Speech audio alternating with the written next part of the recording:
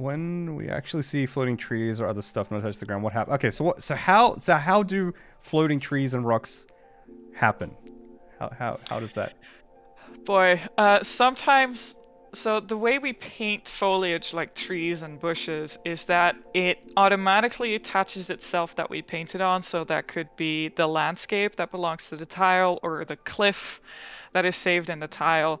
And if that landscape changes or the cliff is removed or something is just moved a little bit, sometimes the foliage doesn't update with it, although usually it should disappear. So it's kind of a bug in the system.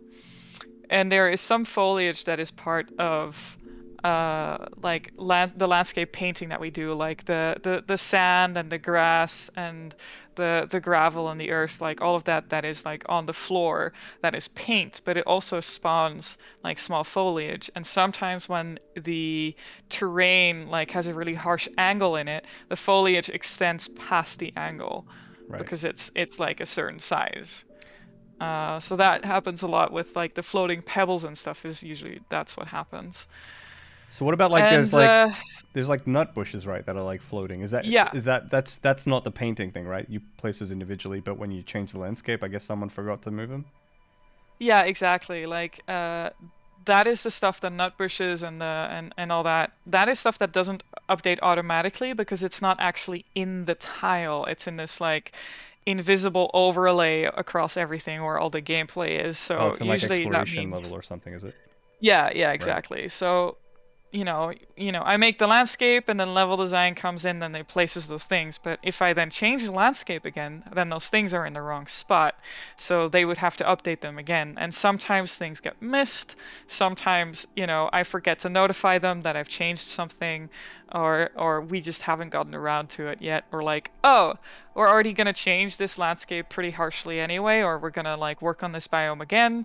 There's no use us like fixing it every time. So we just wait until we're sure that this biome isn't going to be touched anymore, and then we're going to fix it all in one Then go. we fix it all in one go, you guys. Yep. And then miss some. Because yeah, I guess like the way that You it know. works is you have like you've got your level which is like the terrain, and then there's like another level which is like gameplay objects like nuts and stuff. Yeah. And usually when you're Yeah. working on the terrain, you probably don't have the exploration level loaded on top, right? So you don't see those things. Yeah, exactly, because it can be very cluttering for the vision, and like there's a lot of like indicators and icons and things on top of them that Hmm. you don't see in the game, but you do see in an editor that can be really annoying to work with. We've sort of showed a little bit of that in your Yeah. developer highlight video way back when. Yeah, exactly. Yeah. Like I load in like a creature spawn point and I load it out again. Hmm. Yeah.